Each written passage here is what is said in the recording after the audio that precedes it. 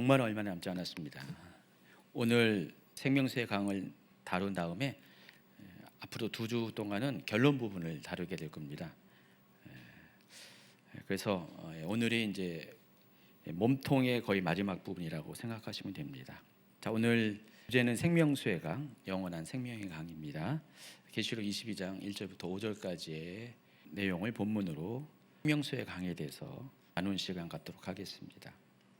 자, 지난 시간에는 영원한 왕국의 핵심, 중심 도시인 수도인 새 예루살렘 성에 대해서 다뤄드렸습니다. 새 예루살렘 성이 어떤 구조와 성격을 가진 곳인지를 살펴보았습니다. 여러분이 알고 있는 기존 천국의 개념과는 달라요. 많은 그리스도인들이 영원한 왕국에 대해서 개념 파악이 좀 안 돼 있는 게 사실이에요. 천국에 대해서는 어느 정도 이해가 있고 또 천국을 소망하는 그 믿음은 확실한데 영원한 왕국에 대해서는 아직 미지수의 영역 가운데 남겨놓은 분이 상당히 많이 있습니다. 그냥 어슴풀에 그런 곳이 있지라는 그런 수준. 단어 자체도 생소하고요. 또 개념은 더욱더 모르는 것 같습니다. 그래서 영원한 왕국을 천국으로 오해하는 분들이 상당히 많이 있습니다. 거듭 말씀드리지만은 영원한 왕국은 최종적인 하나님의 목적지이고요. 우리 구원 계획의 목적지이고 천국은 그 과정 가운데 임시적인 곳입니다. 또 그 중간에 뭐가 있다고 그랬죠? 천년왕국이 있다고 그랬습니다. 천년왕국은 더더욱 임시적인 시간과 장소라는 것을 말씀드렸습니다. 그래서 이 영원한 왕국의 수도인 이 새 예루살렘 성은 천국과는 좀 비교돼요. 근데 또 전혀 무관한 것도 아닙니다. 왜냐하면 새 예루살렘 성은 어디서부터 내려옵니까? 천국에서부터 내려오기 때문에 마지막 때를 통과하고 난 후에 마지막 때가 지나자마자 백보자 심판이 있고 그 직후로 천국에서 하늘로부터 내려오는 것이 새 예루살렘 성입니다. 그래서 새 예루살렘 성은 천국에 있는 하나님의 보호자가 있는 공간이 새롭게 펼쳐진 새로운 창조의 땅과 하늘에 내려오게 됩니다.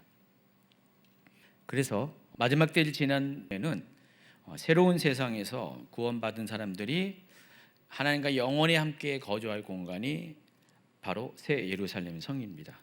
그리고 하나님의 임재와 영광이 완전하게 드러나는 장소입니다. 지금까지는 하나님의 임재와 영광이 부분적으로 제한적으로 어떤 분들에게는 나타나고 어떤 분들은 그걸 보지 못해요. 그러나 영원한 왕국에서는 누구나 아무 때나 하나님의 영광과 임재를 경험할 수 있는 그런 상태가 됩니다.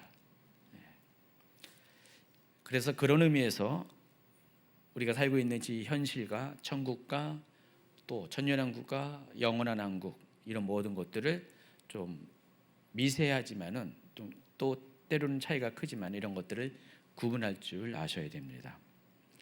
자, 오늘 강의에서는 새 예루살렘 성 가운데서도 중심이 되는 게 생명수의 강인데 계시록 22장 1절부터 5절 말씀을 중심으로 그 생명수의 강이 어떤 의미가 있는 것인지를 함께 살펴보도록 하겠습니다.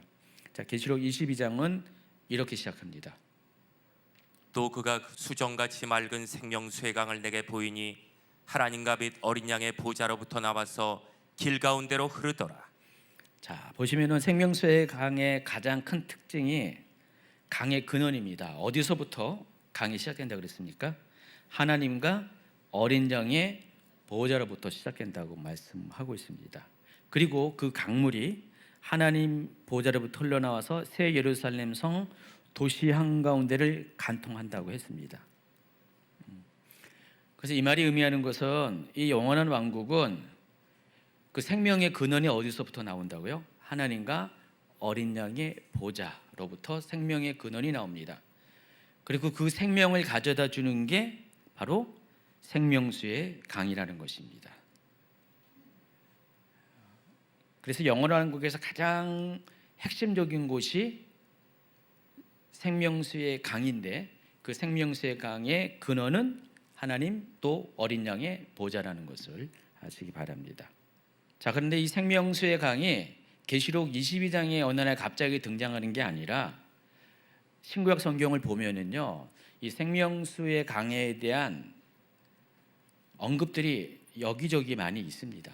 알고 보면은 여러분이 인지하지 못할 뿐이지 생명수의 강에 대한 언급들이 많이 있어요. 그리고 이것은 신구약 성경을 전체를 봐서 한 큰 주제 안에서 하나님께서 이 생명수의 강을 운영하고 있다는 사실을 알 수가 있습니다. 인간 구원에 있어서 이 생명수의 강은 굉장히 큰 주제 중에 하나라는 것입니다. 자, 생명수의 강이 어디서부터 시작됐는지를 근원을 찾아보면은 창세기부터 시작합니다. 여러분이 잘 알고 있는 에덴 동산에서부터 생명수의 강이 시작됩니다. 그래서 오늘 계시록 22장 1절부터 2절 그 구절과 창세기 2장 10절을 한번 비교해 보면요, 상당히 이 두 개의 구절들이 창세기의 내용과 계시록의 내용이 구조적으로 굉장히 비슷하다는 사실을 알 수가 있습니다. 창세기 2장 10절도 읽어주시는데 이번엔 세 번역으로 읽습니다. 강 하나가 에덴에서 흘러나와서 동산을 적시고 에덴을 지나서는 네 줄기로 갈라져서 네 강을 이루었다. 한 번 더 계시록 22장 1절 2절. 또 그가 수정같이 맑은 생명수의 강을 내게 보이니 하나님과 및 어린 양의 보좌로부터 나와서 길 가운데로 흐르더라. 여러분이 이해하기 쉽게 제가 이 박스로 표로 구분을 해놨습니다. 그러니까 에덴에서 흘러나오는 강과 생명수의 강을 비교한 박스입니다. 보세요. 에덴에서 흐르는 강은 에덴에서 흘러나온다고 그랬어요. 그리고 생명수의 강은 하나님 보호자에서 흘러나온다고 그랬습니다. 이게 서로 평행적으로 비슷한 얘기를 하죠. 그리고 에덴에서 흐르는 강은 동산을 적신다고 그랬어요. 그리고 생명수의 강은 새 예루살렘 성 한가운데 흐르면서 결국은 이 말은 영원한 왕국을 새 예루살렘 성을 적시는 게 생명수의 강입니다. 그래서 에덴에서 나오는 강 역시 이 에덴에서 흘러나오는 강을 통해서 그 에덴 동산 전체가 생명을 유지하고요. 또 생명수의 강이 또 영원한 왕국, 특히 새 예루살렘 성에 영원한 생명을 공급하고 있습니다. 자, 에덴의 강은 언제 있었냐? 바로 인간이 타락하기 이전까지 잠시 존재했던 강입니다. 그리고 생명수의 강은 인간의 구원이 완성된 이후에 등장하는 강입니다.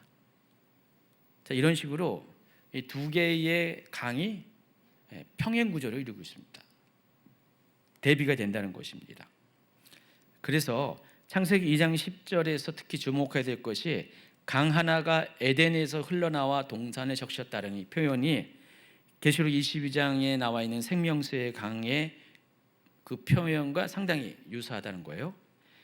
생명수의 강이 하나님과 어린 양의 보좌로부터 흘러나와 새 예루살렘 성의 길 한가운데를 흐른다. 구조적으로 굉장히 같은 맥락에서 이것들이 표현되고 있어요. 그래서 제가 이미지를 여러분에게 만들어서 보여주고 있습니다. 이거 보시면은 어떤 의미인지 알겠죠? 에덴에서부터 강이 흘러나왔습니다. 하나님 보좌로부터 강이 흘러나왔습니다. 그래서 에덴에서 나온 강이 동산 전체를 적셨다 그랬어요. 생명수의 강이 새 예루살렘을 적신다는 것입니다.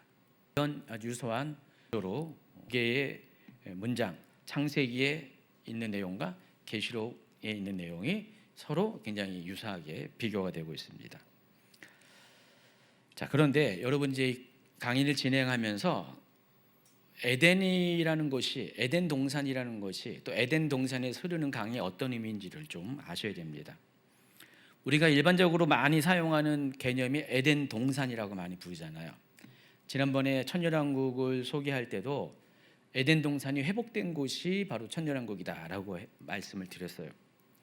자, 그런데 창세기 2장의 내용을 좀 우리가 면밀히 살펴보면은 에덴 동산과 에덴은 좀 별개의 개념이라는 사실을 알 수가 있습니다. 그러니까 에덴은 독립적인 개념이에요. 우리가 알고 있는 에덴 동산이라는 뭉터기의 개념 이전에 에덴이라는 별개의 독립적인 개념이 있다는 것입니다. 세 번역으로 보면은 이 부분을 좀 명확하게 파악할 수가 있는데 창세기 2장 8절부터 10절을 세 번역으로 한번 읽어주세요. 주 하나님이 동쪽에 있는 에덴의 동산을 일구시고 지으신 사람을 거기에 두셨다. 주 하나님은 보기에 아름답고 먹기에 좋은 열매를 맺는 온갖 나무를 땅에서 자라게 하시고 동산 한가운데에는 생명나무와 선과 악을 알게 하는 나무를 자라게 하셨다. 강 하나가 에덴에서 흘러나와서 동산을 적시고 에덴을 지나서는 네 줄기로 갈라져서 네 강을 이루었다. 중요한 포인트인데 여러분 한번 같이 읽어보세요. 창세기 2장 8절부터 주 하나님이 동쪽에 있는 에덴에 동산을 일구시고 지으신 사람을 거기에 두셨다. 주 하나님은 보기에 아름답고 먹기에 좋은 열매를 맺는 온갖 나무를 땅에서 자라게 하시고 동산 한가운데는 생명나무와 선과 악을 알게 하는 나무를 자라게 하셨다. 강 하나가 에덴에서 흘러나와서 동산을 적시고 에덴을 지나서는 네 줄기로 갈라져서 네 강을 이루었다. 자, 그래서 이 세 개의 조를 분석하면은 자, 에덴 동산 이전에 여러분이 알고 있는 에덴 동산 이전에 본래 에덴이라는 장소가 먼저 존재하고 있다는 사실을 알 수가 있죠. 아마 이 부분은 여러분이 그동안 전혀 생각하지 않았던 부분입니다.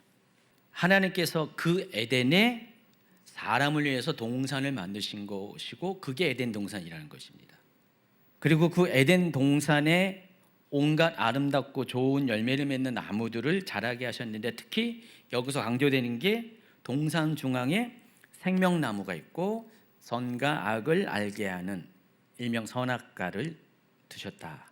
그러니까 많은 나무들이 있는데 특히 여기서 주목할 나무가 생명나무라는 것입니다.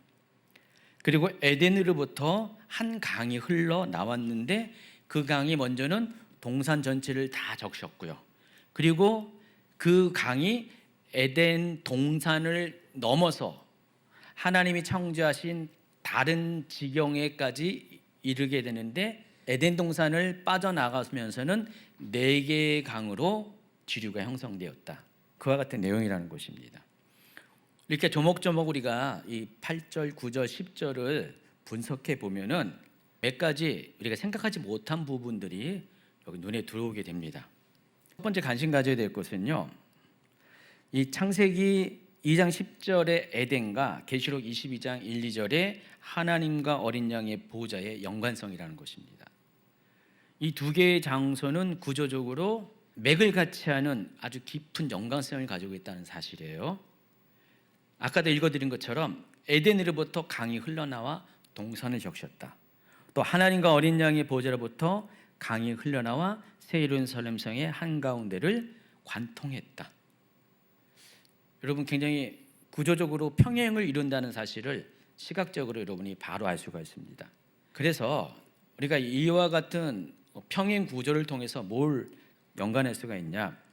창세기 2장의 에덴과 계시록 22장의 하나님과 어린 양의 보좌는 어쩌면 의미적으로 같은 장소로도 볼 수가 있다는 것입니다. 그러니까 에덴에서부터 모든 생명의 근원이 나온 거예요. 창세기 2장에 에덴으로부터 모든 생명의 근원이 나오는데 그것이 표현된 것이 강이에요. 에덴으로부터 흐르는 강을 통해서 생명이 나오기 시작했다는 거예요. 제일 먼저는 동산에, 그리고 동산을 넘어서 에덴 동산 밖에 다른 지역에, 하나님이 창조한 다른 지역에 이제는 더 범위가 넓으니까 네 개의 강으로 나뉘어져서 그 강이 생명을 만들어낸다는 것입니다. 자, 여러분 인류 역사를 잘 보시면요, 일반적인 인류 역사를 보면요, 인류 문명이 다 어디서 시작합니까? 고대 문명들 다 보면은요, 다 강을 중심으로 문명이 시작됩니다.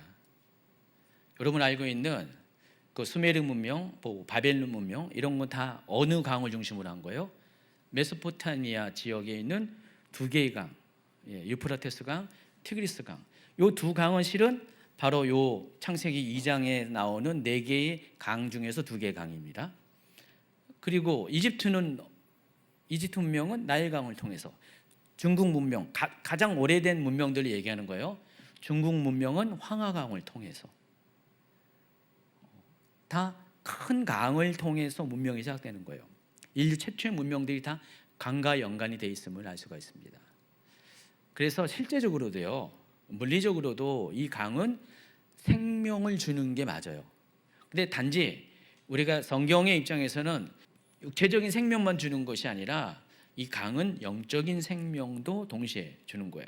그러니까 영육간의 생명을 주는 것이 창세기에 나와 있는 에덴에서부터 흘러나오는 강이 바로 그와 같은 의미를 갖고 있다는 것입니다.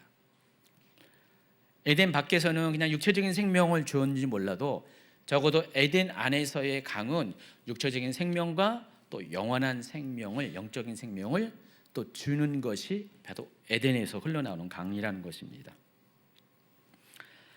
그래서 우리가 이 계시록 22장과 창세기 2장을 교차 비교해서 보면은요, 구조적으로 굉장히 평행을 이루는 이 두 개의 구조를 통해서 보면은 하나님께서 과거 창세기 2장의 그 시대에는 에덴 동산이 존재했던 그 시대에는요, 그 에덴 동산 이전에 먼저 원초적으로 있었던, 하나님이 창조할 때부터 있었던, 그러니까 에덴 동산이 지어지기 전에, 조성되기 전에 있었던 그 에덴이라는 곳이 하나님이 임재하시는 장소, 하나님이 좌정하시는 장소일 가능성이 있다는 것입니다.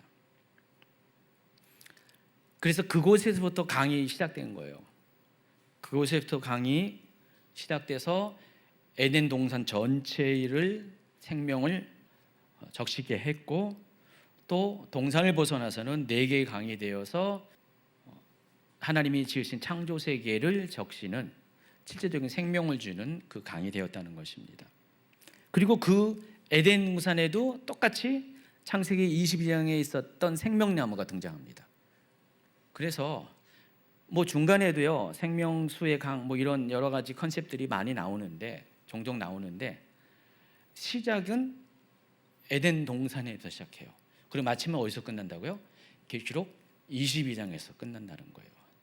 그래서 이 생명수의 강은 계시록 22장에 처음 등장하는 개념이 아니라 애초에 창세기 2장에서부터 시작되는 개념이라는 사실을 아시라는 것입니다. 지금 여러분에게 이 말을 쭉 한 이유는 바로 그것이 포인트가 있어요. 그런 의미에서 에덴은 어쩌면 하나님의 보호자가 있는 곳이라는 추정을 할 수가 있습니다. 자, 그럼 에덴은 어떤 의미가 있는지를 좀 더 포괄적으로 살펴보도록 하겠습니다. 히브리어에서 이 에덴이라는 뜻은 기쁨, 즐거움, 쾌락, 풍요로움, 만족과 안식을 뜻하는 단어입니다. 기본 뜻이 그렇다는 거예요. 그래서 이 에덴이라는 장소적인 개념은 단지 장소만 말하는 것이 아니라 상태적인 의미를 말할 수도 있다는 거예요. 그러니까 기쁨과 풍성함이 충만한 상태 자체를 가리키는 표현이 에덴이라는 것입니다. 그래서 이 에덴이라는 것은 기쁨의 근원이잖아요. 만족의 근원, 풍요의 근원이잖아요. 이 기쁨과 만족과 풍요의 근원이 바로 누굴까요? 바로 하나님이라는 것입니다. 생명수의 강의 생명의 근원이 하나님 보좌, 하나님의 임재가 그것이 근원이 되는 것처럼 이 기쁨과 만족과 풍요의 근원도 역시 하나님으로부터 시작된다는 것이고, 바로 그곳이 창세기 2장에서는 에덴으로 표현이 되어 있다는 것입니다. 그래서 과거 에덴 동산에서는 기쁨과 풍성함의 근원이신 하나님으로부터 그것을 가져다주는 강이 흘러나왔다라는 뜻으로 이 창세기 2장 10절을 이해할 수가 있다는 것입니다. 이런 의미를 따라가면은 에덴 동산은 문자적으로 어떤 곳이냐? 하나님으로부터 흘러나오는 기쁨과 풍요가 가득한 동산이 된다는 것입니다. 그 동산이 인간이 죄를 지었을 때 사라졌고, 예수 그리스도께서 재림하신 후에 천년왕국이 펼쳐질 때 다시 회복이 된다는 것입니다.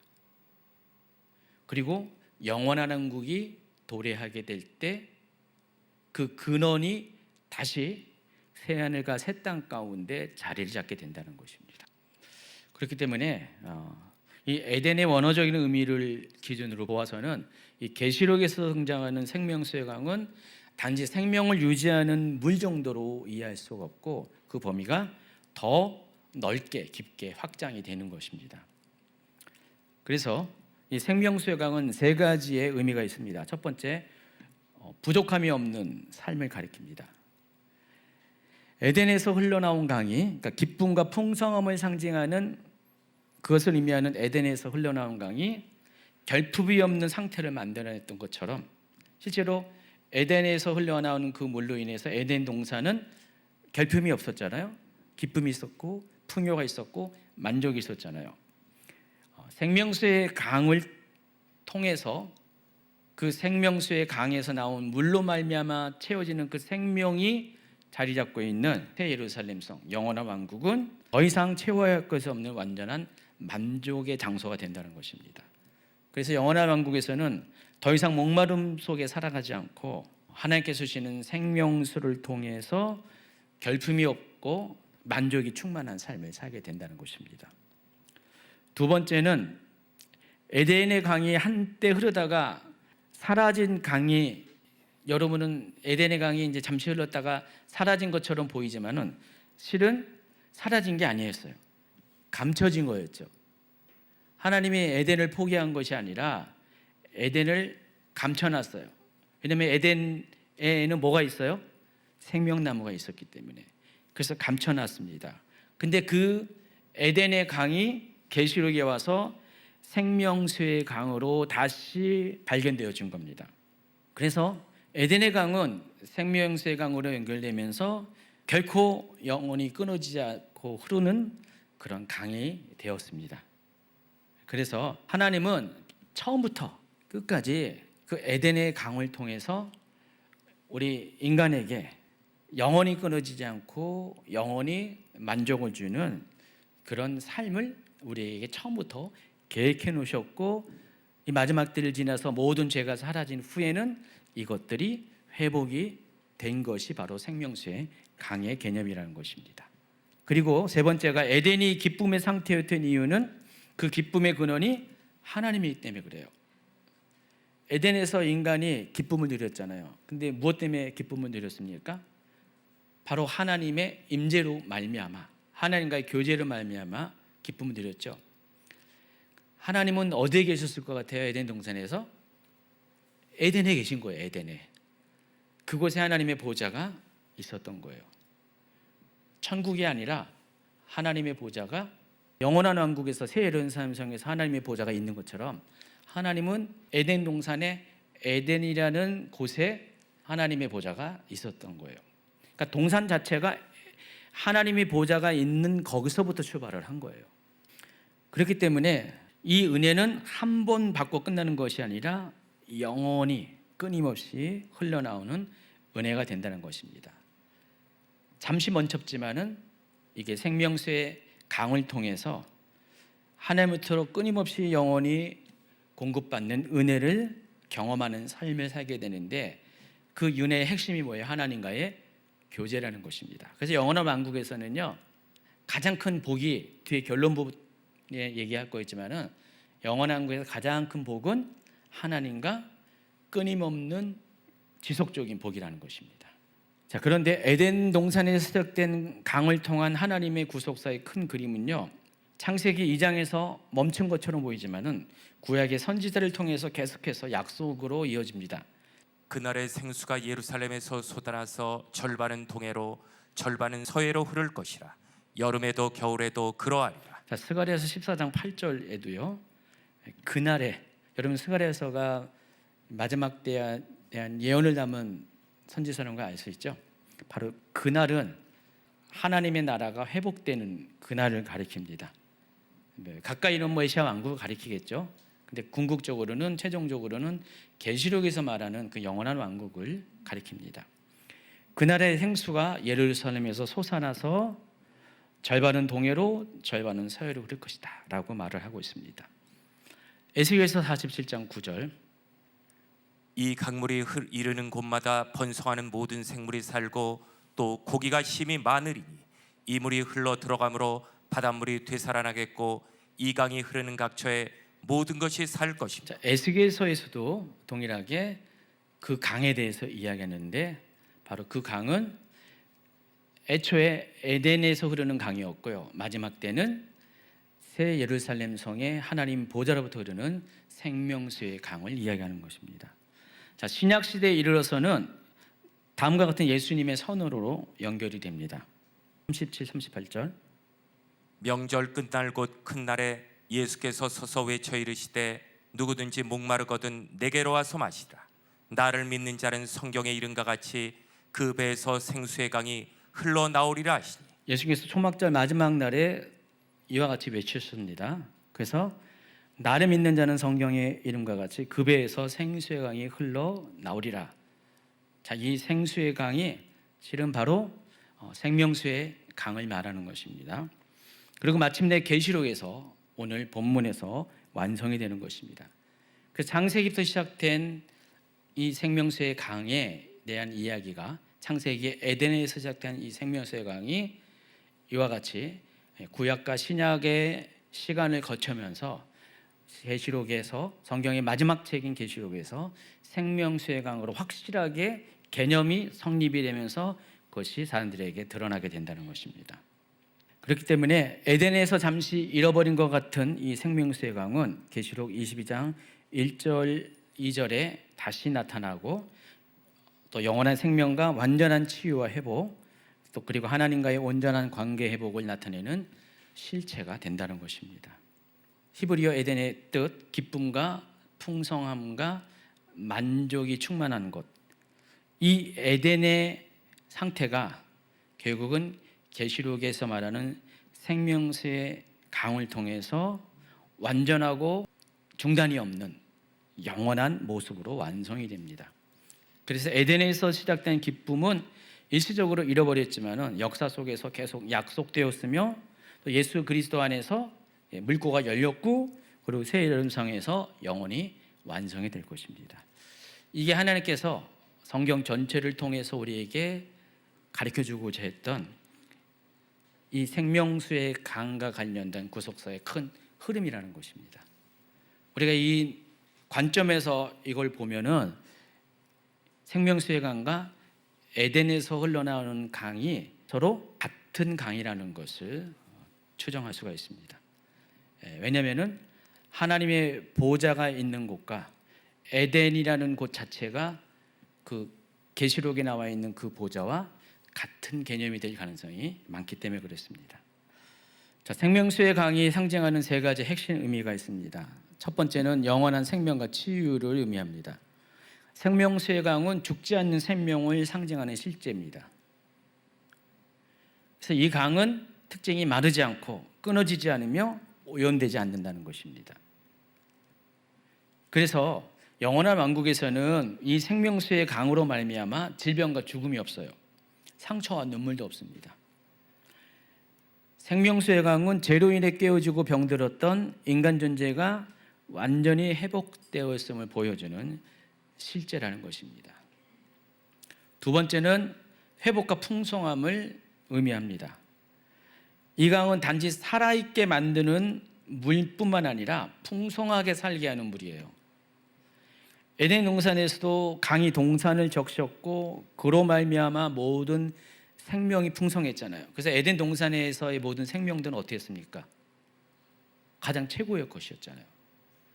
마찬가지로 계시록 22장에 나와 있는 이 생명수의 강은 그 에덴 동산에 흘렀던 그 강이 회복된 거기 때문에 부족함이 없는 삶, 메마르지 않는 만족, 그리고 끊임없이 공급되는 하나님의 은혜를 가져주는 그런 실체라는 것입니다.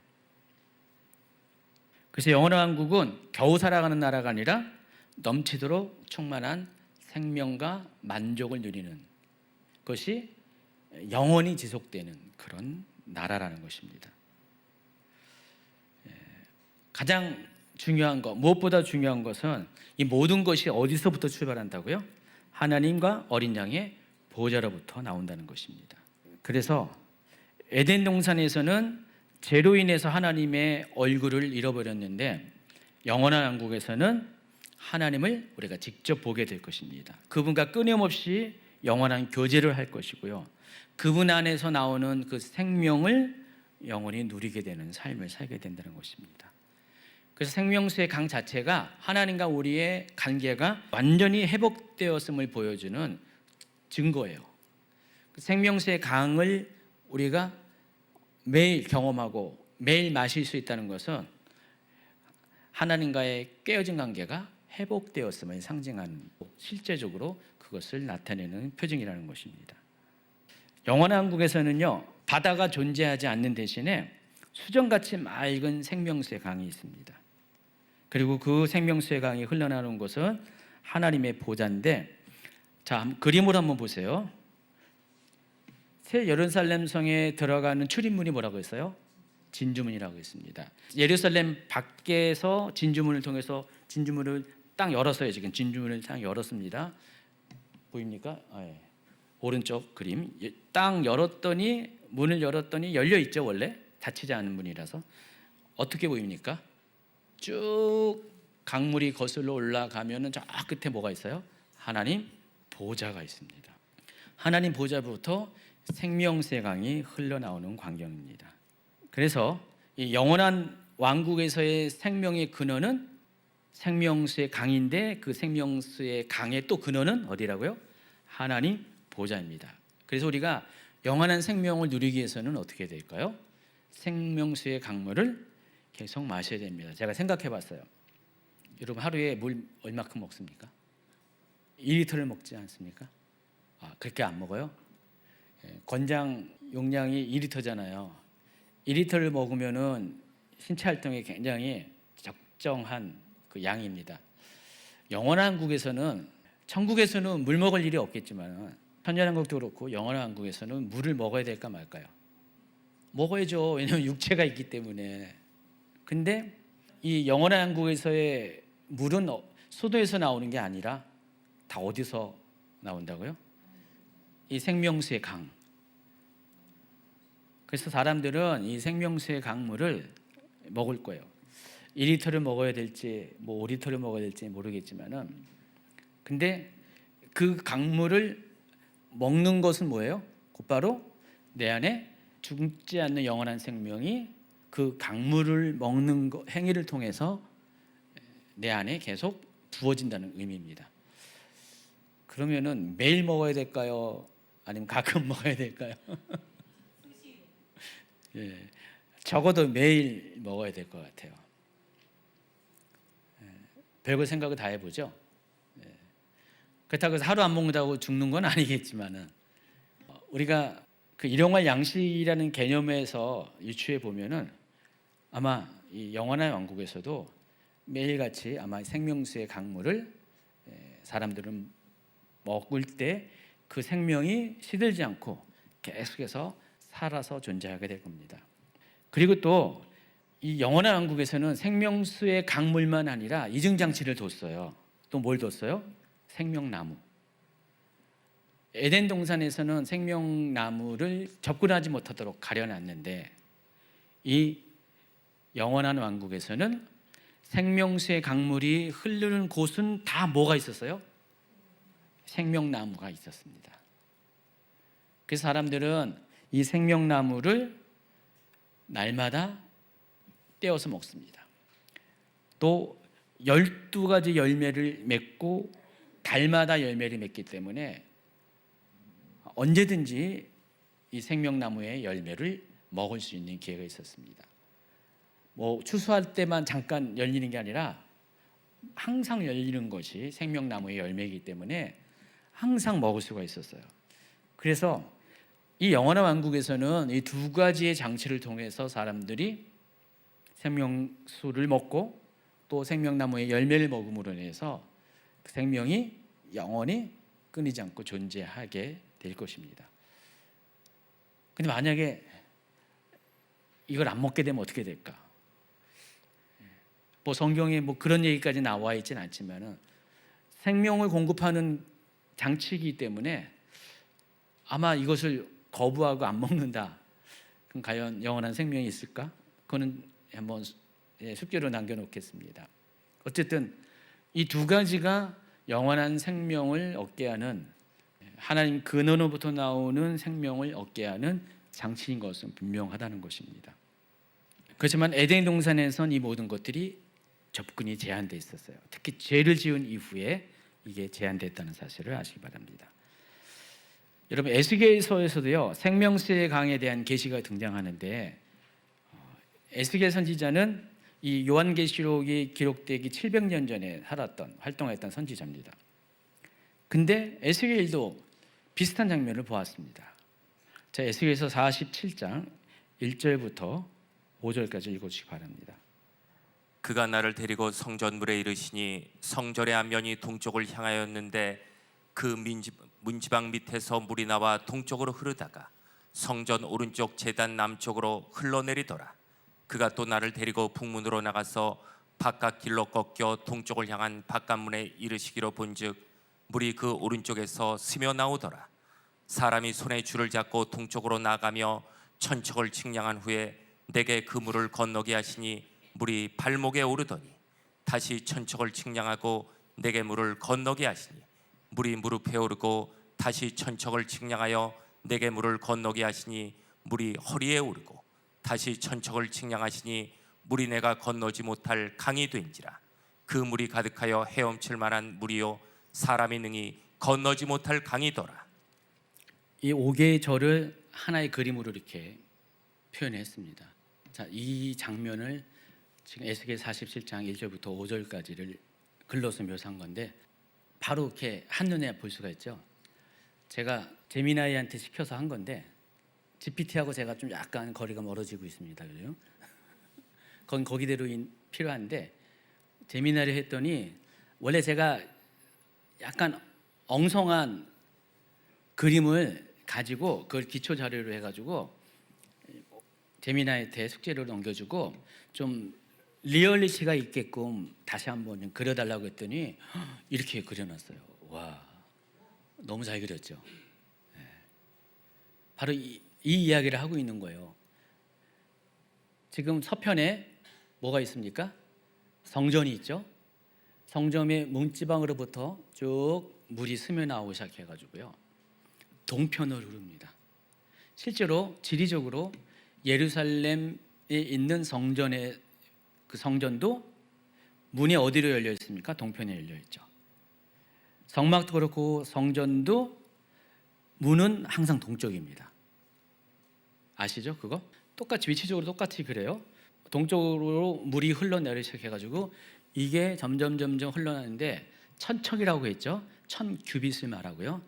1000규빗은 450m를 말합니다. 그러니까 450m를 지날 때마다 점점 강이 깊어지는 거예요.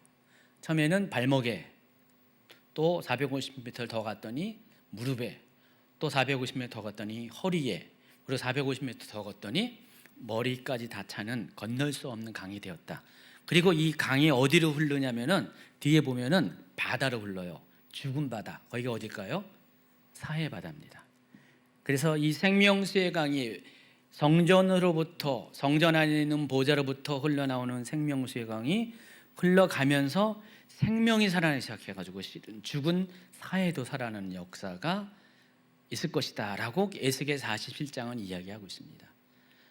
여러분 아시다시피 에스겔서에 나와 있는 성전도 그렇고 성읍도 그렇고 이 생명수의 강도 그렇고요 미래에 있을 회복을 예언한 것입니다. 근데 에스겔 시대에는 이와 같은 예언이 성취가 되지 않았어요. 근데 이 예언이 언제 성취가 되냐? 바로 마지막 때 주님 다시 오시고 특히 영원한 왕국이 도래할 때 이게 바로 그때 성취가 됩니다. 에스겔은요 아주 오래전에 앞으로 일어날 우리 시대보다 더 뒤에 일어날 마지막 때를 넘어선 몇천 년 후에 일어날 일들을 이렇게 미리 보았어요. 그리고 그것을 기록을 했습니다. 그래서 에스겔이 본 생명수의 강이 결국은 계시록에서 요한이 본 생명수의 강과 같은 강이라는 것을 알 수가 있습니다. 동일하게 하나님 보호자로부터 흘러나오는 생명수의 강. 이처럼 성경을 보면은요, 이 영원한 왕국에서의 생명은 다 똑같아요. 하나님의 임재가 있는 곳에서 시작되는 것이라는 것을 아주 일관되게 증언을 하고 있습니다. 그러니까 모든 것이 하나님 보좌로부터 시작돼서 하나님 인재 안에 있는 영원한 생명이 영원한 왕국을 존재케 한다는 것입니다. 또 22장 1절에 보면은 수정같이 맑은 생명수의 강이라고 했는데, 함정적으로 보면은 수정같이 맑은 생명수의 정결한 강이라는 표현이 추가가 되고 있습니다. 그래서 생명수의 강의 또 특징은 뭐냐? 정결하다는 것입니다. 오염이 전혀 없는 100%의 완전한 순수성을 이야기하고 있습니다. 자, 왜 그럴까요? 왜 100% 순수할까요? 바로 생명수의 간의 근원이 100% 죄가 없고 흠이 없는 하나님과 어린 양의 보좌로부터 흐르기 때문에 그렇습니다. 요즘 우리가 수돗물 먹는데 원래 원수는 어땠죠? 뭐 100%는 아니더라도 99% 이상 깨끗한 물이잖아요. 그래서 그 정수장에서 갓 나온 물은 정말 신선할 겁니다. 근데 문제는 파이프라인에 따라서 쭉 오다 보면은 중간중간에 녹슨 것도 있고 또 깨어진 균열된 곳을 통해서 이물질이 들어오면서 오염이 됩니다. 물론 요즘 시대에는 그런 것들이 거의 없을 텐데 옛날에는 많이 그랬잖아요. 지금도 후진국 같은 데는 그런 오염이 많이 되잖아요. 인간이 살고 있는 이곳은 그런 일이 어쩔 수 없이 생길 수밖에 없는데, 완벽한 순수함이 있는, 죄가 전혀 없는, 흠이 전혀 없는 영원한 왕국에서는요, 하나님 보좌 앞에서 나오는 이 순수한 생명수는 흘러가는 내내 그 정결함을 끝까지 100% 유지를 하게 된다는 것입니다. 그래서 영원한 왕국은 존재 자체가 그런 곳이에요. 오염이 없고 훼손이 없는 곳, 처음부터 끝까지 근원부터 말단에 이르기까지 완벽함이, 완전함이 그대로 유지되는 것이 바로 영원한 왕국이라는 것입니다. 그런 의미에서 이 수정같이 맑은 생명수는 하나님 보좌로부터 나오는 생명이 어떻게 유지되고 어떻게 영향을 끼치는가를 잘 설명하고 있습니다.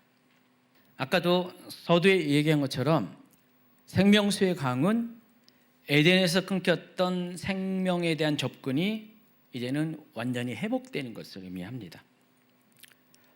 자, 생명수가 도성의 중심도를 따라서 흐르는 장면을 사도 요한은 보았습니다. 그리고 그것이 어떻게 해요? 계속해서 흘러내려가 가지고 예루살렘 전체를, 성 전체를 적신 다음에 영원한 왕국으로까지 그게 확대가 됩니다. 자, 출발은 하나님 보좌였고요. 그것이 점점 새 예루살렘 전체를 다 적시고 그 성 너머에, 성 밖에 영원한 왕국 전체를 다 적시는 것입니다. 그래서 모든 그런 생명의 근원은 하나님부터 시작해가지고요, 그것이 만물까지 확대되는데 아마도 그 중간에 성도가 존재하는 것 같습니다. 하나님은 우리에게 생명을 주시고 우리 안에 있는 생명을 통해서 만물을 회복할 수 있는 영원한 생명을 우리에게 주셨다는 것을 아실 수가 있습니다. 그래서 에스겔서 47장 9절부터 12절을 한번 읽어보세요. 이 강물이 이르는 곳마다 번성하는 모든 생물이 살고 또 고기가 심히 많으리니 이 물이 흘러 들어가므로 바닷물이 되살아나겠고 이 강이 이르는 각처에 모든 것이 살 것이며 또 이 강에 어부가 설 것이니 엔게디에서부터 에네아클라임까지 그물 치는 곳이 될 것이라. 그 고기가 각기 종류를 따라 큰 바다의 고기같이 심히 많으려니와 그 진펄과 개펄은 되살아나지 못하고 소금 땅이 될 것이며 강 좌우가에는 각종 먹을 과실이 자라서 그 잎이 시들지 아니하며 열매가 끊이지 아니하고 달마다 새 열매를 맺으리니 그 물이 성소를 통하여 나옴이라.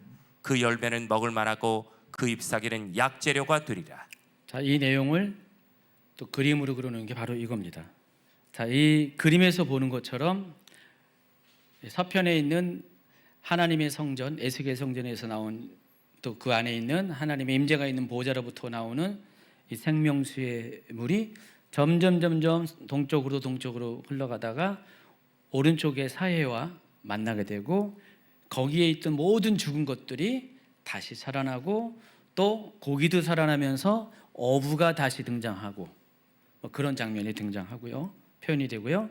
그리고 여기에 또 생명나무가 등장을 하게 됩니다.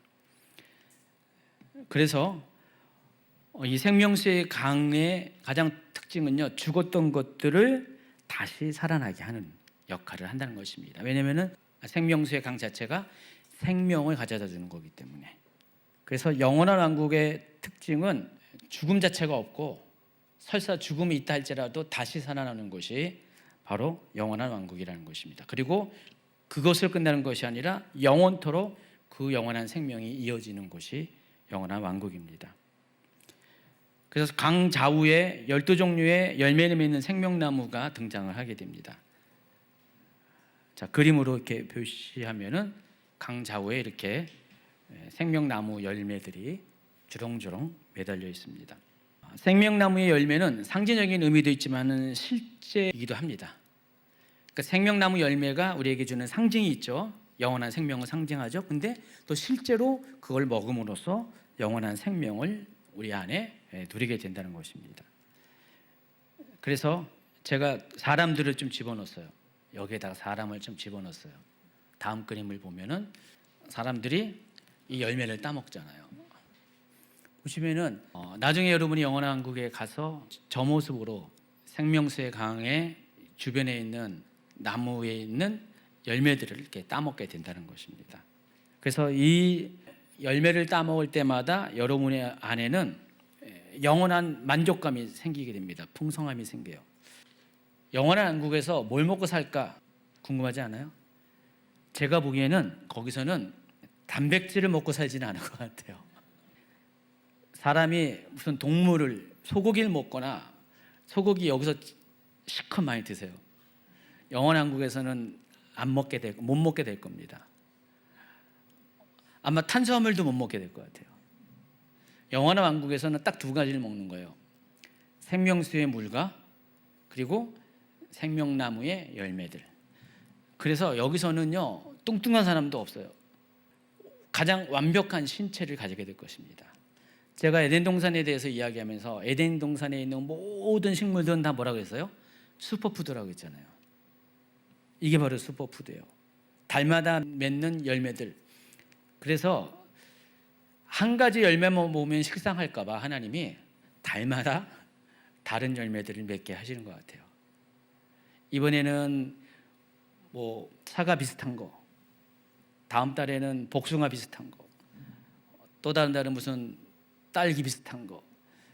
우리가 질리지 않도록 다양한 열매를 달마다 맺게 함으로써 그걸 먹음으로 우리 안에 모든 영양분이 다 공급되고 동시에 뭐예요?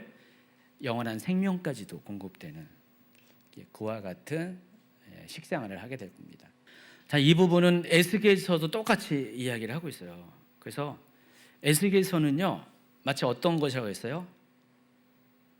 우리가 계시의 점진성이라는 개념으로 보면은 에스겔서는 먼 훗날 장차 세상 끝 너머에 있을 영원한 왕국을 에스겔이 미리 보았는데 완벽한 모습으로 온 것이 아니라 대략적인 실루엣으로 보았다는 것입니다. 근데 그 묘사의 내용을 보면은 계시록에 있는 내용과 실루엣은 실루엣인데 거의 정확해요. 거의 비슷한 표현들을 하고 있어요. 또 그만큼 또 에스겔은 다른 선지자와는 달리 아주 계시의 정확성에 있어서 굉장히 더 열려 있는 사람이라는 것을 알 수가 있습니다.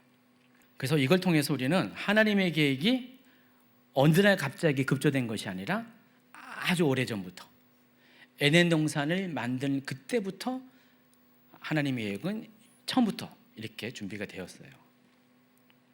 또 생명나무에 열매만 맺는 게 아니라 나무 잎사귀를 언급합니다.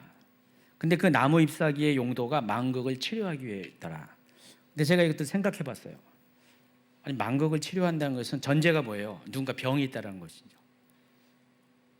근데 영원한 왕국은 죄가 없는 곳이기 때문에 완벽한 곳이기 때문에 영원한 생명이 있는 곳이기 때문에 치료할 대상이 없지 않을까라는 생각이 들어요. 그래서 이 치료의 개념이 실제적으로 어떤 육체의 치료를 말하는 것이 아니라 온전함을, 질병 치료보다는 온전함을 의미합니다. 그러니까 잎사귀를 먹음으로 인해서 이 열매가 생명을 주는 것이라면은 이 잎사귀는 혹시라도 있을 불안정한 것들을 처음부터 잎사귀를 먹음으로 인해서 방지하는 역할을 하지 않을까라는 생각을 해보았습니다. 이처럼 창세기, 에스겔, 계시록에 나오는 생명수액관과 생명나무와 같은 개념들은 서로 이것이 하나님께로부터 온 것을 서로 교차적으로 증명합니다. 서로 비슷한 얘기를 하고 있잖아요. 또 어떤 면에서는 서로 거의 정확한 동일한 얘기를 하고 있습니다. 그래서 하나님은 창세기부터 계시록까지 중간중간에 또 선지서를 통해서 이 영원한 왕국에 대한 계시를 미리 보여준 거예요. 특히 영원한 왕국에서 이 생명수액관과 이 생명나무가 분명히 존재할 것을 확신시켜 줍니다. 이제 얼마 남지 않았습니다. 생명수액관에 이어지는 계시록 22장 3절 5절을 한번 읽도록 하겠습니다. 다시 저주가 없으며 하나님과 그 어린 양의 보좌가 그 가운데 있으리니 그의 종들이 그를 섬기며 그의 얼굴을 볼터이어 그의 이름도 그들의 이마에 쓰리라. 다시 밤이 없겠고 등불과 햇빛이 쓸데없으니 이는 주 하나님이 그들에게 빛이심이라. 그들이 세세토록 왕노릇하리로다. 자, 이 부분은 영원한 왕국에 대한 결론에 해당하는 것입니다. 다음 주에 해당하는 6절은 그 영원한 왕국에 대한 이야기가 아니라 이 계시록 전체의 결론이고 또 성경의 결론을 이야기하는 것인데, 자, 요 3절, 4절, 5절은 영원한 왕국에 대한 결론 부분에 해당합니다. 자, 이 3절, 4절, 5절은요, 영원한 왕국에 대해서 이렇게 소개합니다. 영원한 왕국은 다시는 저주가 없는 곳이다 라고 말을 하고 있습니다. 그러니까 이곳은 죄의 저주가 완전히 제거된 곳이기 때문에 그래요. 그래서 이 저주에 해당하는 헬라어 단어, 이 카타데마라는 단어가 어떤 뜻이냐면은 저주 받을 일이 없다라는 뜻입니다. 왜냐하면 이 영원한 왕국은 굳이 저주가 존재할 이유가 없는 곳이기 때문에, 완전히 죄가 제거된 곳이기 때문에, 사탄의 영향력이 없는 곳이기 때문에 저주받을 근거가 전혀 없다라는 것입니다. 그래서 영원한 왕국은 저주가 없는 곳이다라고 이야기를 하고 있습니다. 아직까지는 우리가 저주 속에서 영향을 받고 있는데, 이 영원한 왕국에 일단 들어가면은 더 이상 우리는 다시 실패가 없을 것이고요, 저주를 받을 일이 없다라는 것입니다. 또 22장 4절에 보면 그의 얼굴을 볼 터이요, 여기서 세 번역으로 보면 하나님의 얼굴을 뵐 것입니다 라고 소개를 하고 있습니다. 성경에서 가장 큰 복이라는 것은 하나님의 얼굴을 보는 거예요. 여러분이 그토록 하나님 얼굴을 보고 싶다고 하는데 잘 안 보이잖아요. 하나님의 임재만을 느끼잖아요. 근데 영원한 왕국에서는 누구든지 모든 성도들이 하나님과 얼굴을 대면하게 된다는 것입니다. 그와 같은 곳이 영원한 왕국이에요. 그리고 영원한 왕국은요, 다시는 밤이 없는 곳입니다. 등불과 햇빛이 쓸데없는 곳이 될 것입니다. 이미 계시록 21장에도 한번 이 부분을 언급했는데, 그 이유가 하나님이 빛이시기 때문에, 하나님이 빛 자체이기 때문에, 하나님의 영광의 빛이 새 예루살렘 성과 영원한 왕국을 비추기 때문에 여기는 굳이 해와 달이 필요 없다라는 것입니다. 이사야도요, 이 부분을 미리 예언하고 있어요. 이사야서 60장 19절입니다. 다시는 낮의 해가 내 빛이 되지 아니하며 달도 내게 빛을 비추지 않을 것이요 오직 여호와가 내게 영원한 빛이 되며 내 하나님이 내 영광이 되리니.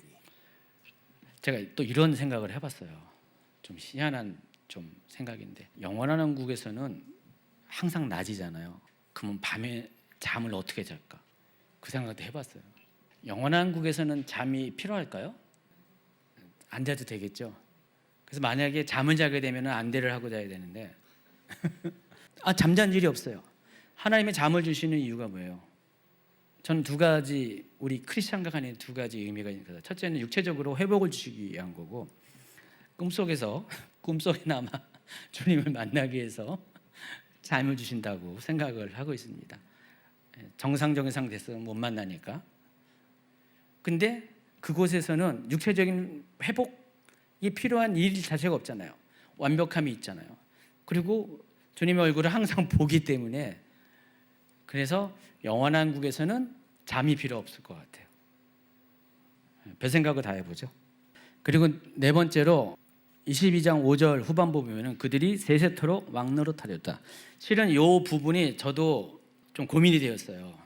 왜냐하면 천년왕국의 개념, 계시록 20장 4절 5절 6절에 보면은 천년왕국에 대해서 소개하면서 순교자들에 대해서, 첫째 부활자들에 대해서 뭐라고 설명했냐면은 그들이 받을 상급이 그리스도와 함께 왕노릇한다 그랬어요.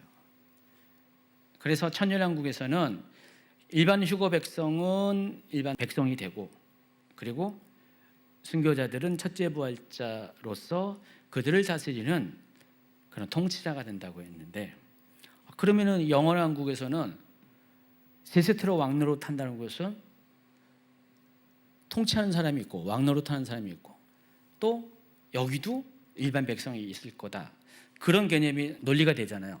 그러면은 천년왕국의 그 계급 구조가 그대로 이어지는 것이 영원한 왕국인가, 그런 생각을 할 수가 있잖아요.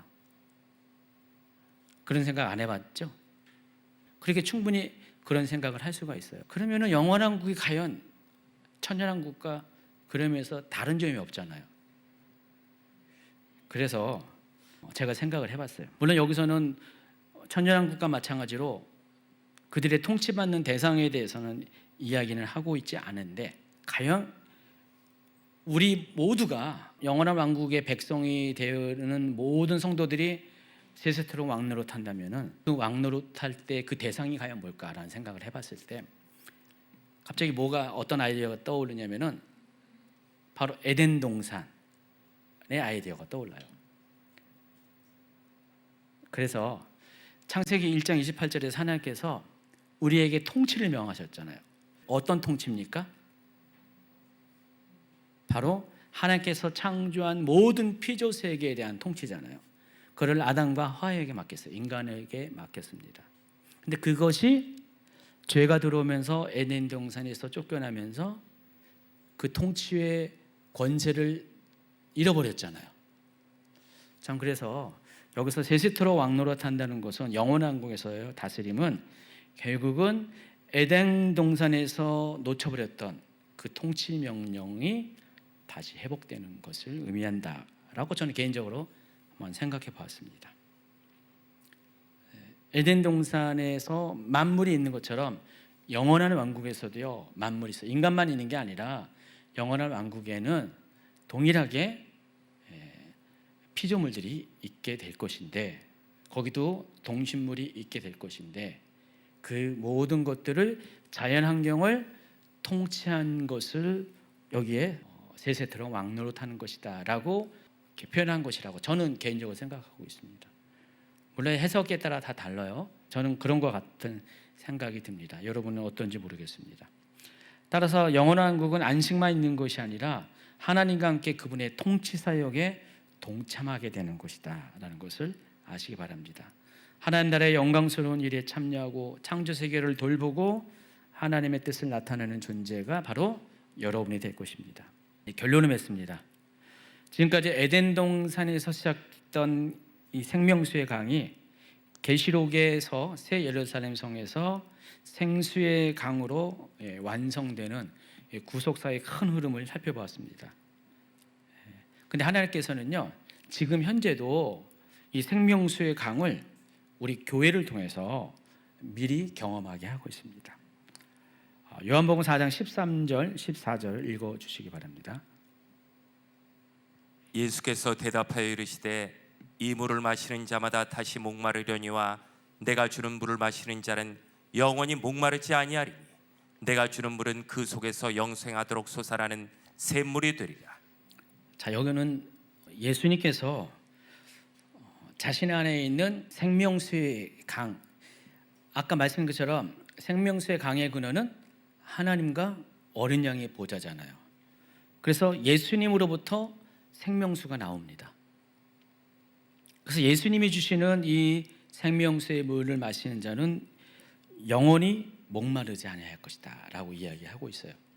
그래서 예수님께서 이 물을 소개할 때 단순하게 먹는 물을 소개하는 것이 아니라는 것을 우리는 알고 있습니다. 우리 영혼을 살리는 그런 생명의 물을 가리킵니다. 그게 또 예수님 자체이기도 합니다. 그런데 그 생명의 물에 대해서 예수님은 7장 요한복음 같은 7장 38절 39절에서 그 생명수의 물이 어떤 것을 구체적으로 의미하는지를 이렇게 설명을 하고 있습니다.